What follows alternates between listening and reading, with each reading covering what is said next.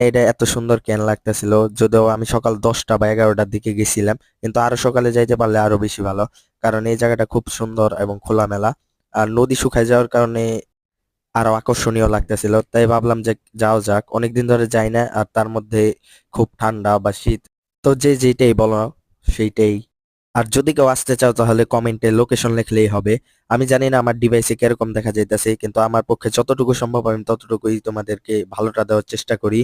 তো ভাবতেছিলাম আর একটু সামনে যাওয়া যাক, কেননা নদী শুকানো, কেদা হইলেও জিনিসটা শুকায় গেছে। তাই একটু সামনের দিকে আমি আগাইতেছি এখন। আর এই জায়গায় আমি একা ছিলাম, আর কয়েকজন থাকলে ভালো হইতো। আর কিছু পাখি ছিল, ঈগল, চিল, যে যেটাই বলো, ওগুলি ছিল, উঠতেছিল, তো ভালোই লাগতেছিল। আর এই নদী নিয়ে আমার একটা কাহিনী আছে, যেটা কিনা আমার এলাকার কয়েকজন বন্ধু বান্ধবরাই জানে।